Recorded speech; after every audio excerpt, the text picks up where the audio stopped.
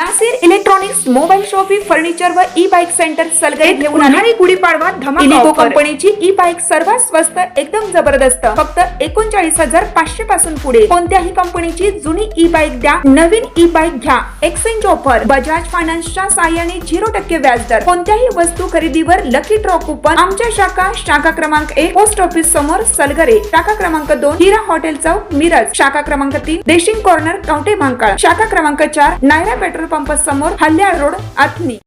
प्रत्येक बातमीतील घटनेच्या वास्तविकतेची तुलना थेट पाहत रहा सांगली अपडेट।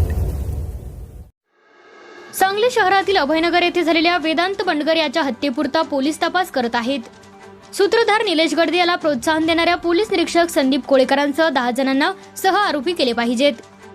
गडदेवर जतमध्ये गुन्हा दाखल न करण्यासाठी कॉल करणाऱ्यावर कारवाई झाली पाहिजे।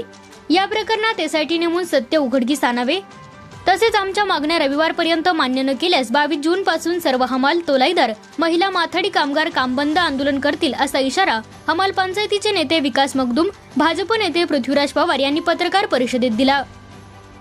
ते म्हणाले की दिनांक 11 जून रोजी सायंकाळी वेदांत बंडगर याची हत्या करण्यात आली परंतु वेदांचा खून होण्यापूर्वीच्या सर्व घटनांची चौकशी झाली पाहिजे। आरग रेल्वे मालधक्का येथील हमाल मुकादम लक्ष्मण खरात यांना दिनांक 23 मे पासून खंडणीसाठी धमकावण्यात येत होते। त्यांनी धमकीला भीक घातली नाही त्यामुळे दिनांक 10 रोजी निलेश गडदे यांनी साथीदारांसह लक्ष्मण खरात यांच्या घरात येऊन पत्नी व मुलांना धमकावले। त्यामुळे हमाल नेते बाळासाहेब बंडगर व हमाल दिनांक 11 रोजी जत पोलीस ठाण्यात आले। तेथे गडदेचे सहकारी अजित दुधाळ दाजी गडदे संभा माने हनुमंत खरात काशीलिंग खरात अंकुश गडदे भारत गडदे आकाराम कचरे आले। त्यांनी बंडगर व खरात यांना धमकावले। निलेश आणि बंडगर यांना तू का आलास येथून जा नाही तर तुला व मुलास खल्लास करतो असे धमकावले तरीही पोलीस निरीक्षक कोळेकर यांनी लक्ष दिले नाही। जत पोलीस ठाण्यासमोर निलेश गडदेने हवेत पिस्तूल उगारून धमकावले त्यामुळे स्वसंरक्षणासाठी हमालांनी गडदे व साथीदारांवर दगडफेक केली। त्यानंतर पोलिसांनी खरात यांची आदल्या दिवशीची तक्रार नोंदवली परंतु पोलीस ठाण्यासमोरील घटनेची फिर्याद घेतली नाही।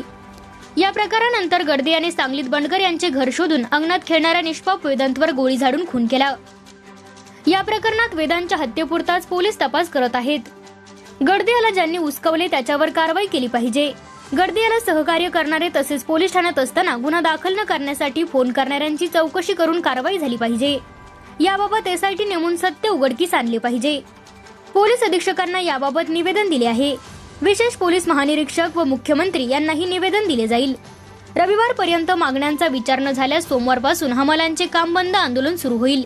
यावेळी बाळासाहेब बंडगर मारुती बंडगर बजरंग मोहिते लक्ष्मण खरात प्रल्हाद वनमाने आदी उपस्थित होते।